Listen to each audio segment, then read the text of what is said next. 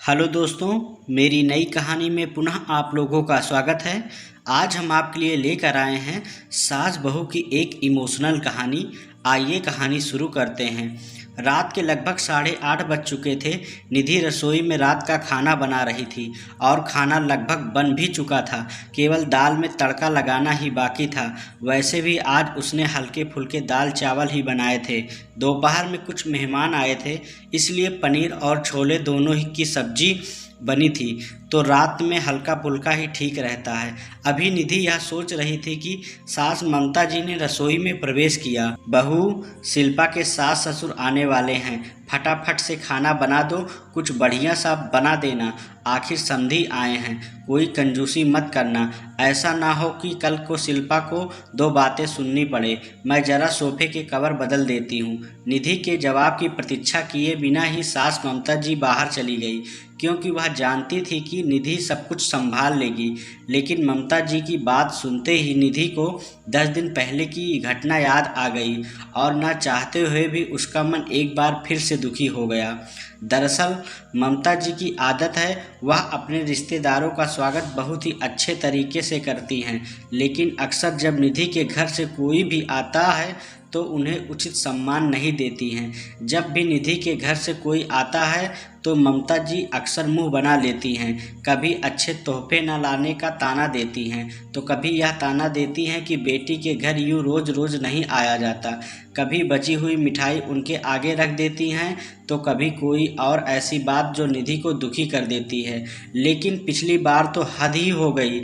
जब निधि के माता पिता अचानक बिना किसी पूर्व सूचना के आ गए तो ममता जी ने दोबारा खाना न बनवाकर दाल को पानी डालकर पतला करने का आदेश दे दिया और दोपहर की पड़ी हुई सब्जियों में छोंक लगाकर गर्म करने को कह दिया, और रायते में तो वह खुद ही पानी डालकर चली गई। केवल खाने पीने में ही नहीं, अक्सर वह अपनी बातों से यह बता देती हैं कि निधि के परिवार में से किसी का भी यहाँ आना उन्हें पसंद नहीं है। वहीं दूसरी तरफ अगर उनकी बेटी के ससुराल से कोई आता है तो 36 तरीके के व्यंजन बनाए जाते हैं, उन्हें पूरा सम्मान दिया जाता है। आज भी जब उन्हें पता चला कि उनकी बेटी के सास ससुर आने वाले हैं तो उन्होंने निधि को बढ़िया खाना बनाने का हुक्म दे डाला। हालांकि बाकी हर तरीके से ममता जी का व्यवहार निधि के प्रति बहुत अच्छा रहता है, लेकिन ना जाने क्यों जब भी बात निधि के परिवार की आती है तो उनका व्यवहार बदल जाता है। बस यही सब सोचकर आज निधि की आंख भर आई। कहते हैं कि किसी के सब्र का इम्तिहान नहीं लेना चाहिए, लेकिन शायद ममता जी यह बात समझ नहीं पा रही थी, इसलिए बार बार निधि के मायके वालों को अपमानित करके वह निधि को दुखी कर रही थी। लेकिन आज न जाने कहां से निधि में भी हिम्मत आ गई।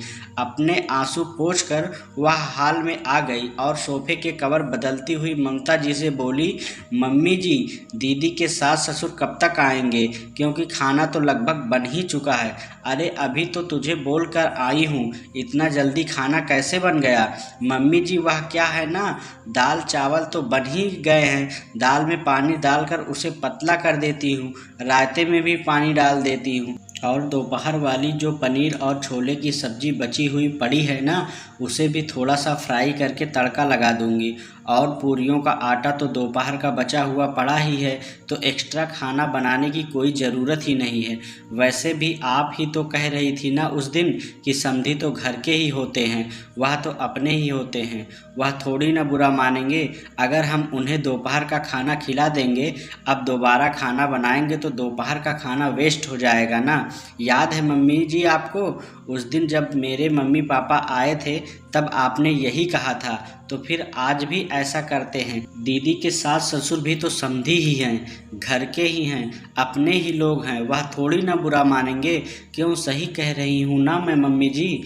निधि की कही हुई बात आज ममता जी को आईना दिखा रही थी और उन्हें यह एहसास करवा रही थी कि आज तक वो निधि के परिवार के साथ कितना गलत कर रही थी। शायद इसीलिए निधि कहने से इतना सब कुछ सुनने के बाद आज निधि से आंख मिलाने की उनकी हिम्मत नहीं हो रही थी। लेकिन फिर भी गलती का एहसास होने पर गलती को स्वीकार न करना यह ममता जी की फितरत नहीं थी। इसलिए चंद ही मिनटों बाद उन्होंने चुप्पी तोड़ते हुए निधि से कहा, बेटा सबसे सबसे पहले तो आज तक जो गलत व्यवहार मैं तुम्हारे परिवार के साथ करती आई हूँ उसके लिए मुझे माफ़ कर दे। और दूसरी बात, मैं तुमसे वादा करती हूँ कि जिस तरीके का व्यवहार शिल्पा के ससुराल वालों के साथ मैं करती हूँ, जिस तरह उन्हें मान सम्मान देती हूँ, वही मान सम्मान और वही अपनापन अब से मैं तुम्हारे परिवार को भी दूंगी। देर से ही सही, लेकिन मुझ पर गुस्सा करके मुझे 2 बातें सुनाकर सही राह दिखाने के लिए थैंक यू बेटा। दोस्तों, अक्सर यह देखा गया है कि लड़के वालों का व्यवहार लड़की वालों के प्रति अच्छा नहीं होता, उन्हें उचित मान सम्मान नहीं दिया जाता है। जबकि जिस माता पिता ने आपको अपने जिगर का टुकड़ा दे दिया है, उनका सम्मान तो अत्यंत आवश्यक होता है, लेकिन फिर भी हमारा यह समाज न जाने क्यों उनकी अवहेलना कर बैठता है। इस विषय पर आपके क्या विचार हैं? यह कहानी आपको कैसी लगी, हमें कमेंट बॉक्स में ज़रूर बताइएगा। अगर आप नए हैं तो वीडियो को लाइक करना और चैनल को सब्सक्राइब करना न भूलिएगा। धन्यवाद।